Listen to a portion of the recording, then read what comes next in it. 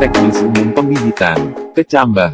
Kecambah harus dalam keadaan sejuk, lembab, dan terhindar dari matahari langsung sampai penanaman.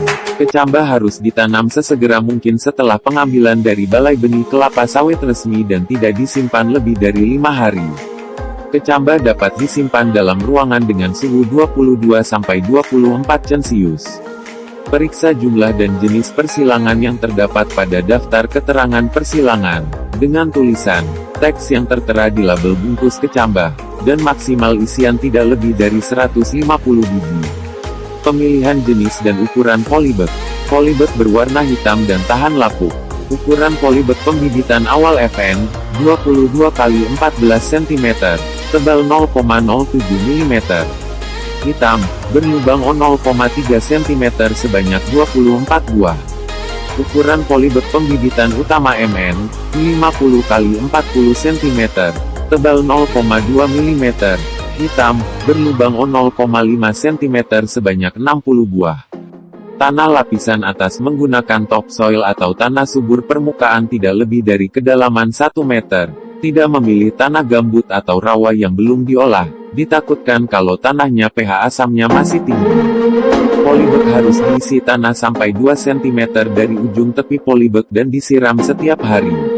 Perhatikan persiapan tanah. Media tanam dalam tanah topsoil gembur. Tanah yang kurang gembur dapat dicampur dengan pasir, 3:1, dan bebas dari OPT. Jangan menggunakan pupuk kadang yang belum matang fermentasi. Tanah diayak dengan ayakan kerapatan lubang saringan 2 cm. Campurkan pupuk P-fosfat, 500 gram SP36/10 liter air, pada setiap 1 meter kubik tanah isian. Sebelum diisi ke polybag kemudian diamkan selama 1 bulan sebelum kecambah ditanam. Catatan setelah disemai. 1 bulan kemudian setelah semai baru adanya pemupukan susulan sesuai takaran SOP dari balai yang menjual material bahan tanaman unggul. Pemupukan tidak melebihi dosis takaran sehingga tidak mengalami kegosongan, keracunan. Overdosis mengakibatkan kematian kecambah pada media tanam. Pertimbangkan lokasi pembibitan. Sebaiknya lokasi dekat dengan areal penanaman atau kebun. Topografi rata, kemiringan kurang dari 15 derajat. Dekat dengan sumber air dan sumber tanah pengisi polybag. Memiliki akses jalan yang baik dalam segala cuaca. Terhindar dari banjir, kondisi kedap air, dan angin kencang.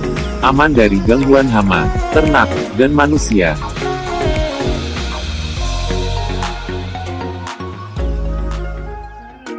Petani harus tahu, kalau berkebun sawit memulai dari proses kecambah sawit unggul.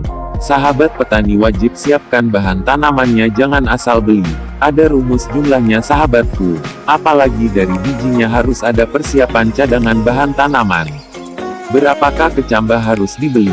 Oke petani muda, coba rincikan. Bila kebutuhan kecambah sama dengan 140% dari kerapatan pokok batang tanaman untuk 1 hektar rencana berkebunnya, maka untuk bibit siap sedia. Di lahan produksi tentu wajib adanya antisipasi kecambah 2,5%, kelebihan dari total rencana penanaman. Nah kalau untuk rapaksi atau cadangan tambahan bila kemungkinan mengalami kerusakan dalam pengiriman dari balai benih, itu sudah disiapkan loh kecambahnya rata-rata 5% dari balai penyedia kecambah sawit unggul resmi. Untuk risiko cadangan kecambah waktu pemeliharaan dan perawatan standar wajib loh. 10% untuk seleksi di preneur seri, FN atau perawatan di polybag kecil.